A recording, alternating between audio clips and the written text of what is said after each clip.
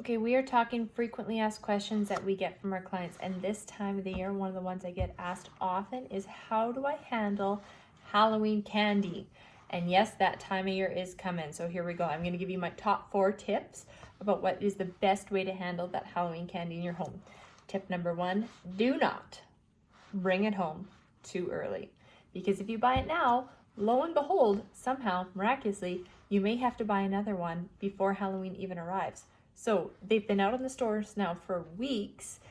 Buy it October 30th. I'm serious. You'll get a better deal, and then you won't consume a whole package of Halloween candy before Halloween even arrives. So that's my first one. Don't buy it early. Number 2, consider full-size chocolate bars rather than the little minis. And here's why. It takes about 4 little minis to make up a full-size chocolate bar. And I know what you're thinking, isn't that way better to just eat a mini instead of eating like a whole big chocolate bar? It's a quarter of it. For sure, if you can only eat one little mini chocolate bar at one time, that is a better strategy.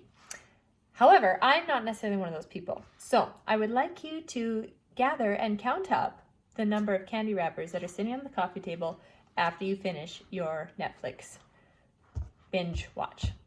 If it is more than 4 little mini wrappers, then you may have actually been better off to get the big chocolate bar, because we tend to be a little bit more mindful with something big like that, where it's like, oh, maybe I'll only have half, or I'll stop at 1. It's very hard to stop at 1 mini candy or 1 mini chocolate bar.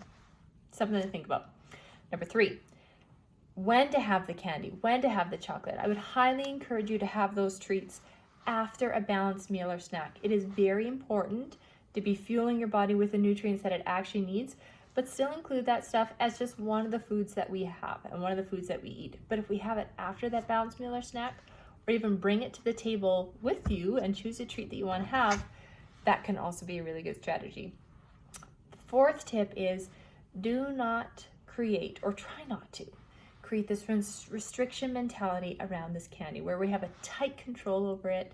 We really feel like it's a battle of willpower to be mindful about how much we're consuming.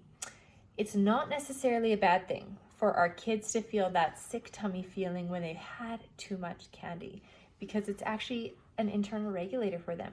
If that's a gross feeling that they don't like, they don't want to do it again. But if they've never experienced that, then they might always push the boundaries with it.